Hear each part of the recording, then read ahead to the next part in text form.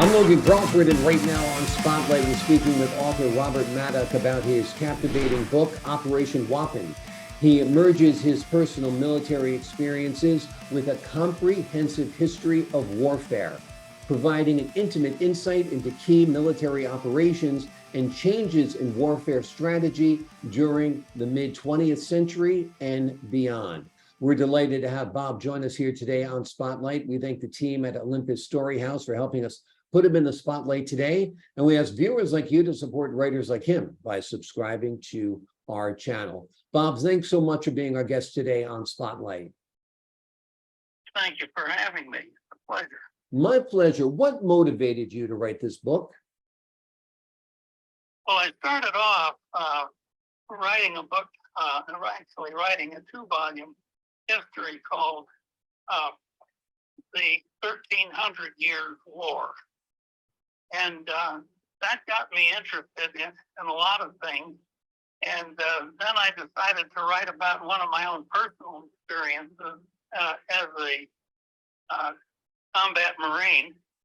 And that's what prompted me to write Operation Wappen.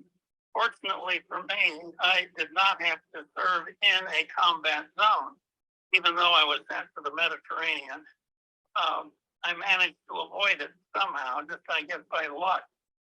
And a lot of things in warfare are luck. It's not common to have you suddenly serving where your skill sets really are. So you just have to be prepared for almost anything.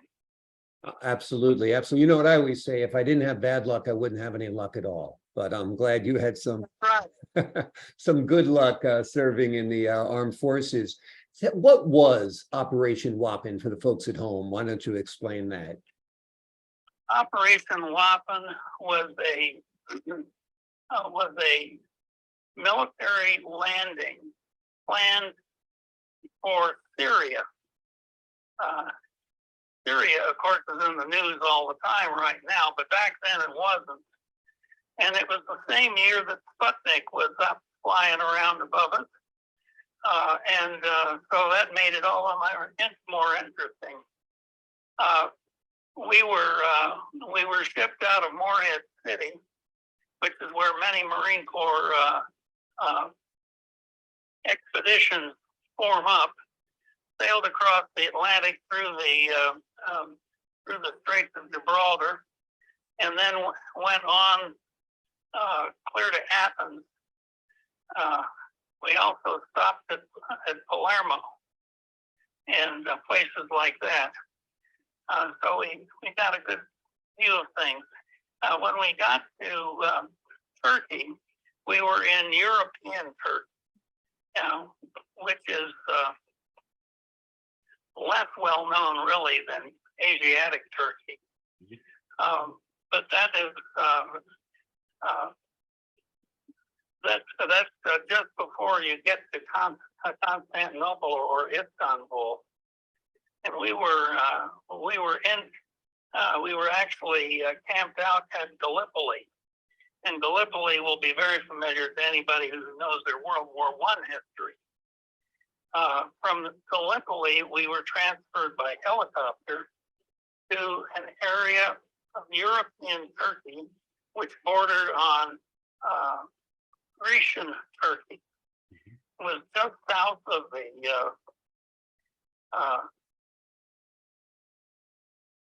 it was just south of the sea, the big sea. Yeah, I'll get it in a moment. And we were just north of the Mediterranean, just off of Saros Gulf, which is very close to European Turkey. We were taken by helicopter to a hillside in European Turkey. Was there for about a week, trying to make communications with the various ships in the Mediterranean, trying to perform landings for the Allied forces of Europe. It was a big deal as far as lots of brass and so on. For us, it was kind of a routine thing because we'd been planning for this for months. mainly out of North Carolina and Virginia. And so we were well prepared to do the helicopter landing. Now, this kind of helicopter landing has never been done before. Of course, during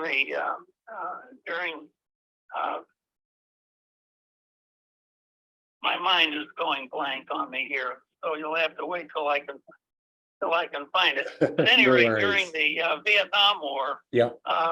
Helicopter landings were quite common, and they were all patterned after the one we had performed for the NATO generals and admirals during Operation Deepwater. And so I'm very much familiar with this kind of warfare. We had to perform it for the first time, and of course, you always get a few glitches, but fortunately, we really didn't have very many at all. And so we returned home safely, and from that time on, I was discharged from the Marine Corps and then went to medical school and got my medical degree, then came out to Utah after for my internship and residency program. Did part of it actually back in Cleveland, Ohio, at Case Western Reserve, and then returned to Utah. And I've been here ever since. Wow. Very beautiful place. And the climate is wonderful. Yeah. We're at about 7,000 feet elevation. Yeah. And so when you see all the horrible weather, the horrible hot weather that's going on right now in Phoenix, Arizona, that's about 1,000 miles to the south of us. Right. And we're at approximately 5,000 feet elevation, whereas Phoenix, Arizona is very close to sea level. Yeah. So it's an entirely different climate. Absolutely. Very much nicer. And I can look out my kitchen window at the mountains. There's the Wasatch Mountains that we can see that way. I can also see mountains to the west of us if I go out and travel around in the city. At any rate, that kind of puts me in the geography that people might want to know about. Exactly. It's a beautiful spot, that's for sure. Love Salt Lake and the surrounding area. Great climate, like you said, great people, and gorgeous landscape. Tell us a little bit what it was like working under the leadership of Colonel Austin C. Shifty Schofner. Schofner? Yeah. Yeah. He was a Marine, and it was very, very interesting.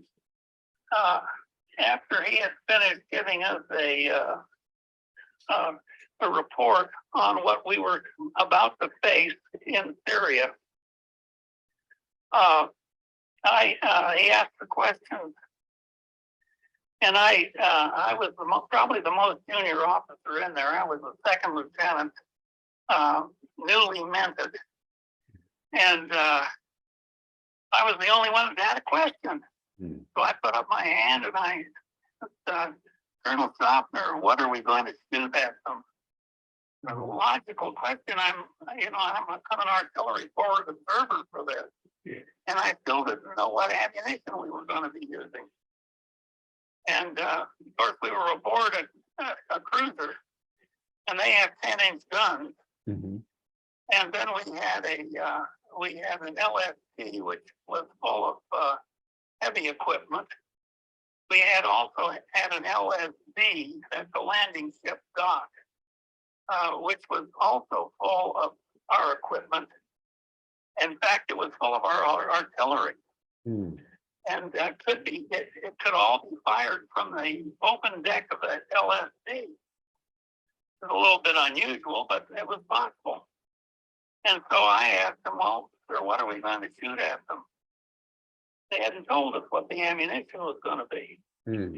And the colonel said, Lieutenant? I said, yes, sir.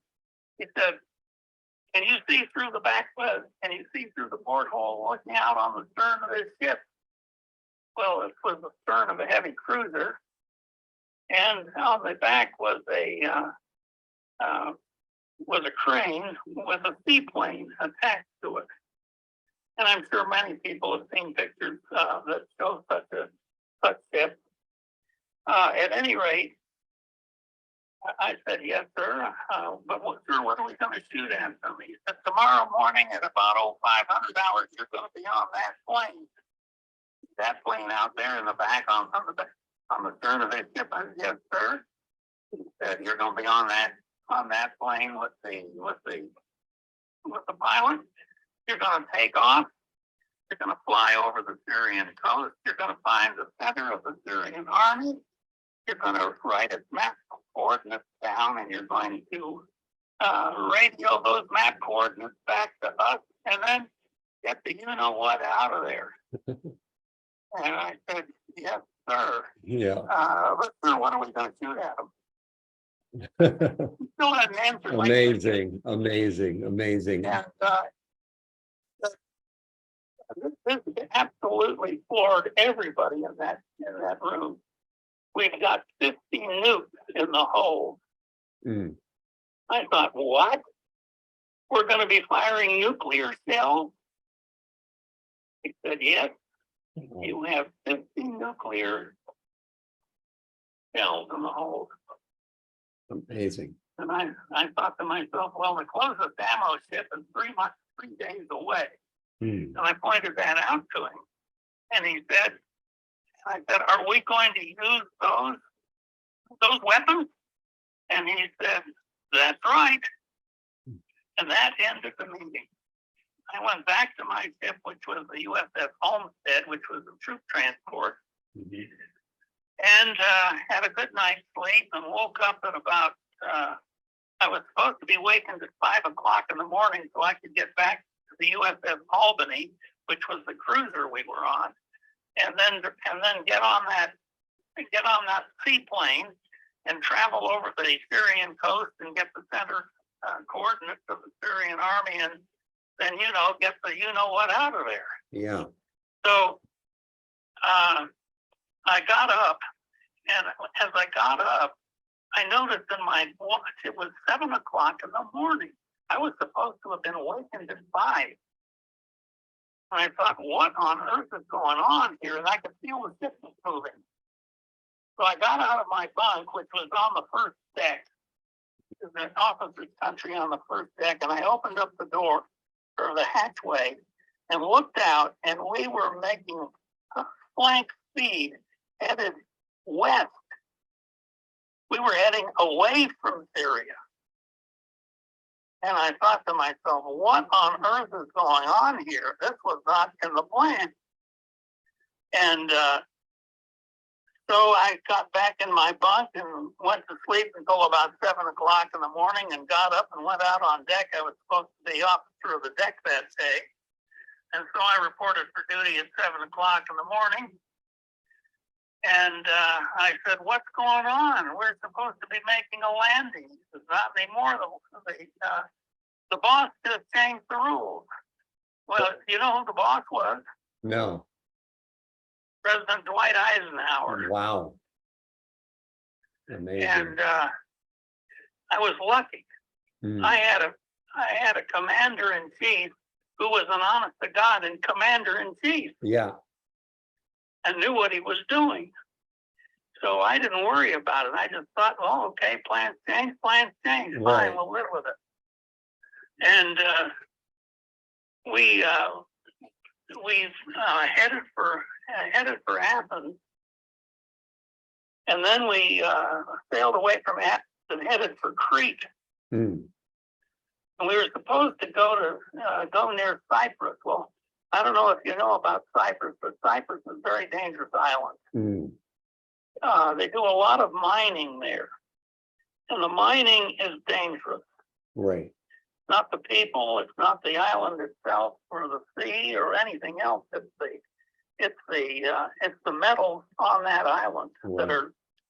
that are seriously dangerous. They include mercury and a lot of other metals that are deadly poisonous. Mm. And so we were headed back towards Syria, And eventually, after being landed for about a week in European Turkey, just below the Black Sea and above Saros Gulf of the Mediterranean Sea, they finally came along, picked us up, and our operation was over. Amazing. Just as quick as it started. Exactly. And we went back to our camps in Gallipoli, and we were invited to attend an officers' club dinner. And we had no clothing fit to go to a dinner like that. Right. All we had were fatigues. And several of us pointed it out to the people. We can't go to a formal dinner party in fatigues. Right. They got any uniforms for us? No, you're going to go in fatigues. Huh. And so we thought, oh, okay, we're going in fatigues. Amazing. At any rate, we got there, and there were all kinds of people wanting to ask questions because they'd observed this helicopter landing. They'd never seen a helicopter landing of troops before. Yeah. It had never been done before, except we've done them before for practice out of Camp Lejeune, North Carolina, and out of Fort Bragg, North Carolina. And then I spent some time up at Little Creek, Virginia, which is where the amphib fleet is.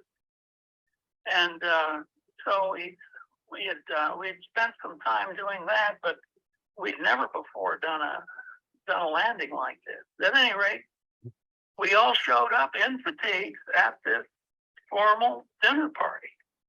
Amazing. And we had all kinds of interesting things happen. They asked us to take some booze back to the troops. And the only place I had to put booze was down my pant legs. They were bloused in issue shoes.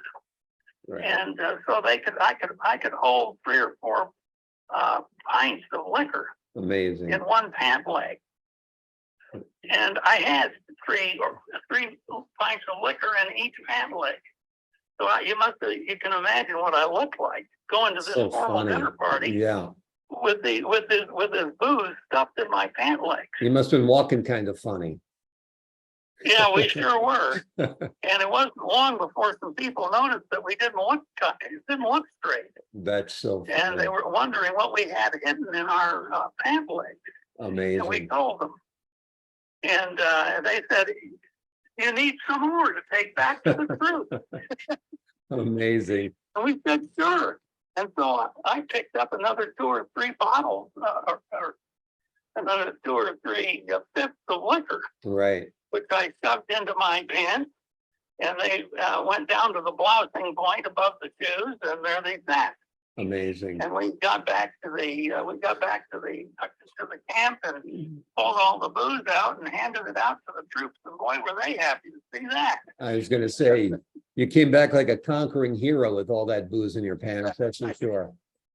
Amazing. We went from there down to Crete, and then we went from there back up to the Syrian coast, and then from there we went to Sicily, and from there we went for a landing about 30 miles south of Rome, and we had a landing there, and then we went back to the ship, and from Sicily, we went to Barcelona, and saw the new cathedral that was being built. From what I understand, it's still being built. Yeah. And from there we went to Gibraltar, and I actually had 4 hours on Gibraltar.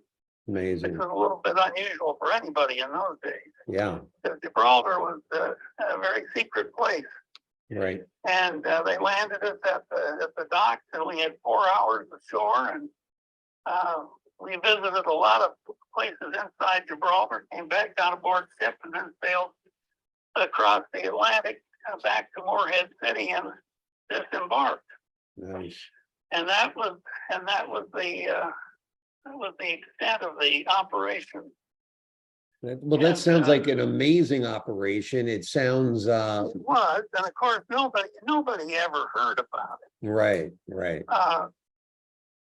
It was super secret at the time, and of course we couldn't talk about it and didn't.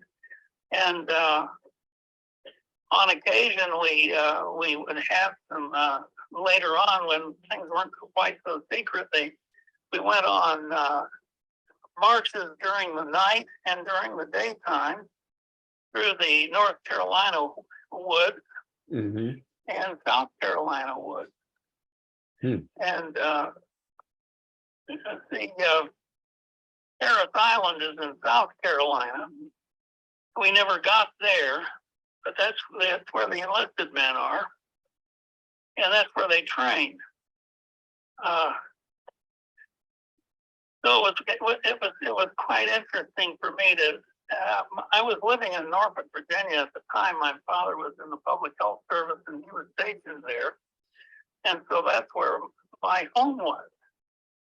And so when we got back to Camp Lejeune, North Carolina, all I had to do was borrow a car and drive up to see my folks. Wow. And it was while I was coming back one day. This time I was on a train. I looked out the window and looked at me in my uniform and thought to myself, "Is this all I can do with a bachelor's degree?"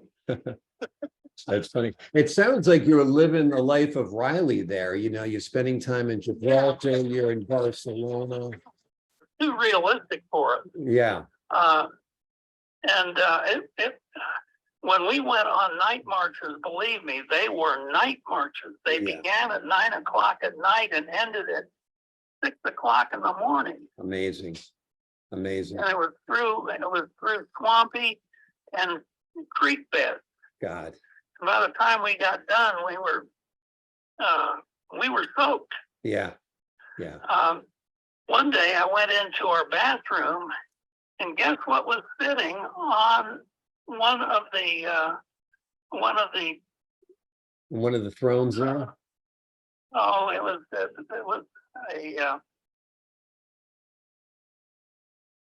a bench. Okay. I'd imagine it was a rat. Sitting on the bench was a fox. Oh, I'm geez. just kidding you. Oh, A wow. fox. Amazing. In fact, I even have a picture of this. Amazing. And I can provide the picture for you if you want it, but it'll take a little bit of doing. I've got it in my yearbook from the Marine Corps. Amazing. That particular year. I'll tell you, it was. We were not at Camp Lejeune. We were north of there at Camp Upshur, which I'm not sure is even there anymore. Yeah. But that's where we were stationed, was at Camp Upshur. Amazing. How many years did you? UPSURE. How many years? Where the fox was on the bench in the John. How many years did you wind up serving? How many years did you wind up serving in the military, sir? What's that? How many years did you wind up serving in the military? Oh, I wound up with 2 years of active duty and 9 years total. Wow. And then medical school after that? Medical school during that period. During that period. As soon as I got out, as soon as I was released from active duty, I was free to go to medical school. And as soon as I joined medical school, of course, my rank changed. I was no longer in the Marine Corps, except that I was on loan from the Navy. Gotcha. And the Navy, see, the Marine Corps has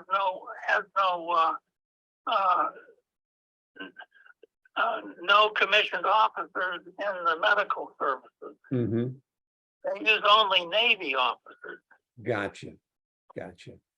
Amazing. And so So I was suddenly in the Navy, and one of my best friends had been a navigator in the Navy, based out of oh golly, what's the name of the naval base? It's just south of San Francisco.